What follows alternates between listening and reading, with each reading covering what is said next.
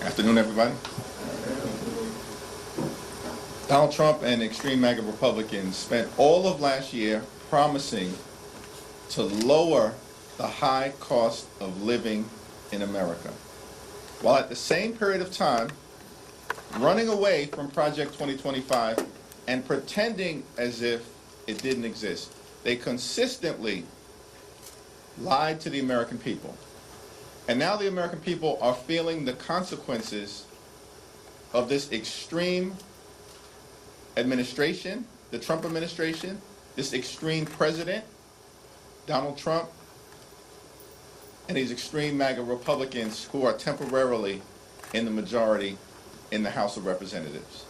This year, Republicans have done nothing, not a single thing, to lower the high cost of living in the United States of America. The cost of living is too high. Housing costs are too high. Grocery costs are too high. Insurance costs are too high. Utility costs are too high. Child care costs are too high. America is too expensive.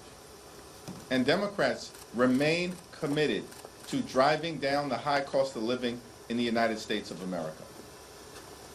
Instead of costs going down, which Donald Trump promised would happen on day one of his presidency, costs aren't going down, they're going up. Inflation is going up. Donald Trump and Republicans are actually crashing the economy in real time. You can't make this up. They are intentionally inflicting pain on the American people. This Trump tax, these reckless tariffs, will cost the American people thousands of dollars a year.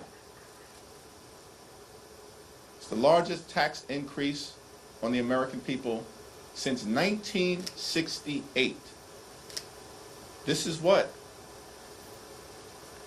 Donald Trump's presidency and Republicans in control of the House and the Senate are delivering to America. Not lower costs, not a more prosperous economy, not the golden age in America, economic disaster.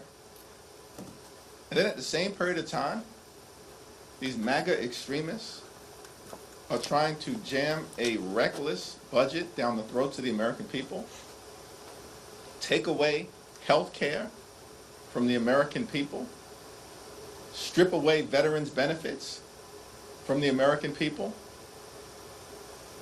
and hurt nutritional assistance and literally take food out of the mouths of babies in America. Why? Because they want to pass massive tax breaks for their billionaire donors and puppet masters like Elon Musk. This is Republican policy in America, and it's a complete and total disaster. Questions? James Greer, the new trade representative from testifying before the Senate House Committee on International Trade. What would be your question to you? The Trump tariffs, which are a tax on the American people, are so reckless, so unstrategic, so lacking in any sophistication, that the only conclusion that one can draw is that Donald Trump and Republicans are intentionally tanking the economy.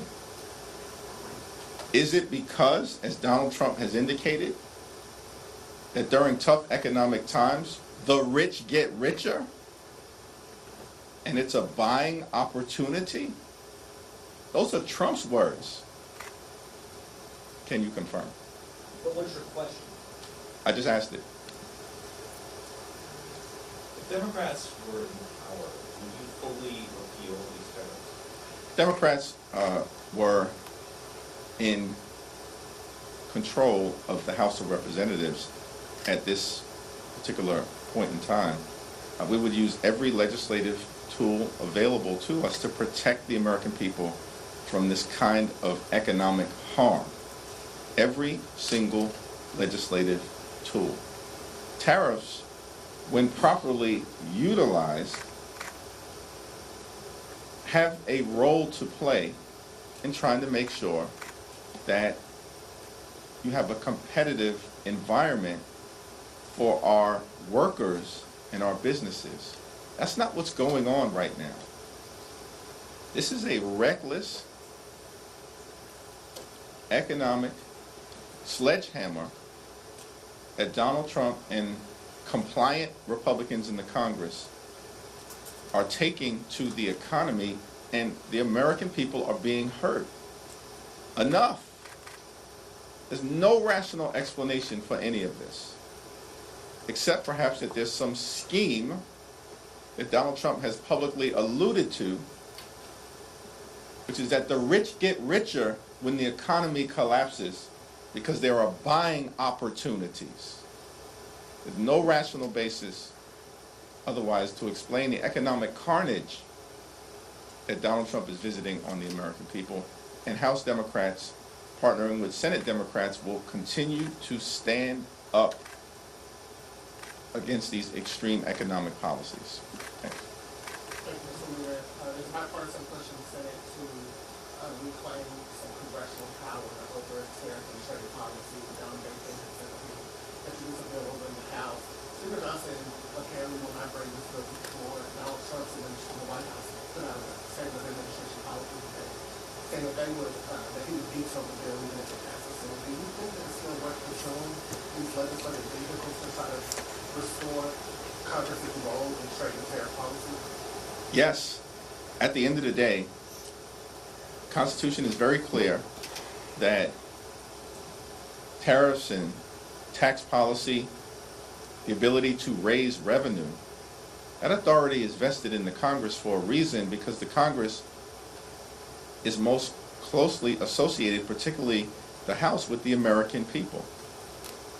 And what we've witnessed under complete Republican control of government is a willingness to simply bend the knee to Donald Trump, no matter how much pain he is inflicting on the American people or how much damage Trump is doing to the American way of life. At the end of the day, House Democrats are going to continue to press our case because the American people are listening, paying close attention, and as special election after special election after special election have demonstrated since late January, responding. Republicans will either start acting like a separate and co-equal branch of government and work with Democrats in a bipartisan way to push back against Trump's failed economic policies, or continue to suffer the political consequences that have been visited upon them with record speed during the last several weeks.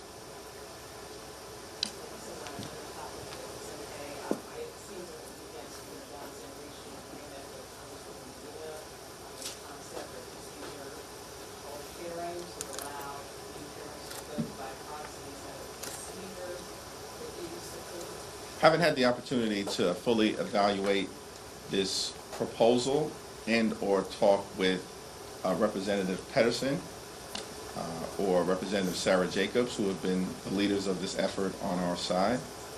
And so I'm going to refrain from commenting on the proposal until I've had those conversations and the opportunity to review this so-called agreement. The question has to be raised: what is the Republican problem with allowing expectant mothers or new mothers to vote on behalf of their constituents? This seems like a very strange hill for them to die on legislatively. House Republican leaders were already embarrassed last week And the floor of the House of Representatives was, as a result, shut down. Republicans scurried off a sinking ship last week. And it's strange because clearly a majority of members of the House, Democrats and Republicans, have already expressed through the discharge petition and last week's rule vote that it is inherently reasonable to allow new mothers and expectant mothers to vote. This is not a Republican or Democratic thing. It's an American thing. But this speaks to a larger issue. The whole Trump flood the zone approach is designed to create this appearance of inevitability. Nothing was ever inevitable. As if Democrats were going to roll over and allow it all to happen. The exact opposite has occurred. We will never roll over in Congress. We're not rolling over in the courts. And we certainly aren't rolling over in campaign after campaign after campaign across the country where the extremists are losing. And on all of these things, that level of forceful and principled opposition to policies that are hurting the American people, directly or indirectly, in the case of this proxy issue, will continue. Second row.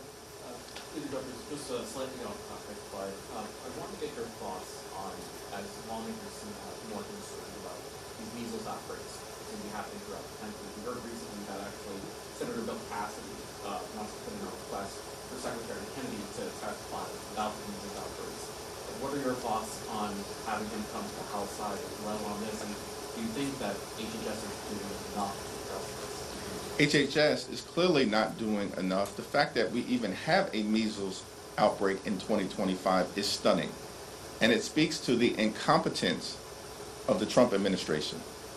We were promised by Donald Trump directly the best, most capable administration ever. Is that what Donald Trump and Republicans are delivering right now? Is this what competence and merit looks like? In department after department, including the Department of Defense, we have the most unqualified Secretary of Defense ever. And the others, including the HHS Secretary, are not far behind. And these things have real consequences when you have such an arrogant and incompetent administration. We believe in merit as Democrats. We believe in merit. Merit should be based on what you know, not who you know. Or whether Donald Trump likes the way that you look. Or a view that you're not going to stand up to any outrageous or extreme idea that Donald Trump presents. So you put sycophants into the cabinet.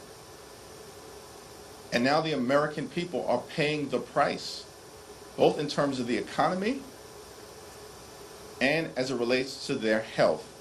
And unfortunately, things aren't going to get better. They're likely to get worse. So do you think he should contest it? Yes. Thank you, Mr. Leader. We are just coming up to two-week district court period. I know you had mentioned that you wanted to see the DC emergency funding bill brought up at some point this week. Do you have any updates that you can share on that? Have Republicans talked to you or talked to any Democrats about when that bill will be introduced? My understanding that President Trump has clearly and forcefully expressed his support for the emergency DC funding bill. It has bipartisan support in the Senate and will pass the House. What's the problem?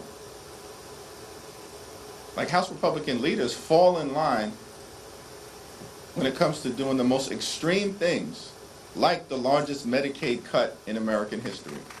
Donald Trump says jump, they say how high. Doesn't matter how much pain is going to be inflicted on the American people. So it's strange to us that the Speaker and the Republican leadership refused to put the DC emergency funding bill on the floor, which will pass even after Donald Trump says get it done. It's evidence that you've just got some mean-spirited, cruel people in the House Republican Conference, who apparently are the ones, including the so-called Freedom Caucus, who are blocking Republican leadership from bringing this bill to the floor. Thank you, Leader. The SAVE Act is expected to be voted on this week. We're probably expecting a couple, not a lot, but at least a couple of Democrats to support it. What do you think that's going to say? It'll speak for itself. The SAVE Act is a voter suppression bill, and there will be strong Democratic opposition to it, just like there is unified Democratic opposition in the lawsuit that was filed against Donald Trump related to his unconstitutional and unlawful voter suppression executive order. Thank you, Mr. Leader. Multiple blue state governors have had contact with their counterparts from foreign nations, specifically Canada, trying to have some relief for their states when it comes to tariffs and trade wars. Do you think that's an effective strategy for the short term or long term? I think that governors are always going to try to do what is in the best interest of their state. I haven't followed those communications closely, but what I will say is that this can all end if House Republicans and Senate Republicans decided to do their job. Congress can step in and end the pain that is being inflicted on the American people by Donald Trump, these out-of-control tariffs, and the massive tax increase that is being inflicted on the American people. Last week, Donald Trump called his tariff announcements Liberation Day. It wasn't Liberation Day, it was Recession Day. Because Donald Trump and the Republicans are marching the American economy toward a recession. And it appears to be intentional, which should shock the conscience of the American people. And it's just another reason why it's our expectation that all across the country, despite all of the doom and gloom predictions from some in this town, Democrats are winning special elections, not losing. Yes? Thank you. Last week, Governor Abbott responded to Democratic concerns about him not calling the Texas during the special election. He said that you would consider litigation. Have you given any direction as to how you would go about that? Would that go through the teaser? Any details on how that would go? We're in close communication with the people on the ground in Houston who are impacted, and it's my expectation that an announcement will be forthcoming. The Republicans are on the run on the economy, they're on the run on health care, they're on the run in the courts, they're on the run electorally, and they're on the run legislatively, which is why Governor Abbott is conspiring with House Republicans to rig the system and not call a special election. The Honorable Sylvester Turner unexpectedly passed away over a month ago on March 5th. His homegoing service was on March 15th. Greg Abbott is intentionally disenfranchising hundreds of thousands of people in Houston by not calling a special election because he is conspiring to rig the system with House Republican leaders and Donald Trump. Plain and simple. That's what's happening. There is no explanation. Why is it occurring? Because Republican policies and proposals are unpopular. They are struggling to govern. We were told they had a mandate. A mandate for economic chaos doesn't exist. A mandate to cut Medicaid, the largest cut in American history, doesn't exist. A mandate to dismantle Social Security as we know it doesn't exist. A mandate to fire thousands of veterans doesn't exist. We were told that Republicans had a massive electoral mandate. It didn't exist. It was a joke when it was said. And Democrats never bought it, which is why you've seen principled opposition every single step of the way. Every hour, every day, every week, every month, it will continue. And so as a result of that, the fact that they know that Democrats are standing up to their extremism and foolishness and efforts to hurt the American people, and they are struggling to produce the votes, as this current Republican budget resolution debate shows, they're going to suppress the ability of the people of Houston to actually elect someone. They are rigging the system in real time. They can't win otherwise. Can't win otherwise. So that seat is going to eventually get filled, and the courts will likely have to step in, and the American people are going to continue to express themselves, and we're going to see it in New Jersey, and we're going to see it in Virginia in November. The courts will continue to aggressively push back to stop these extreme executive orders and unconstitutional actions that are being taken. And House Democrats and Senate Democrats are going to continue to work together to make the case to the American people that we are defending their interests and Republicans are actively trying to harm them. Thank you, everyone.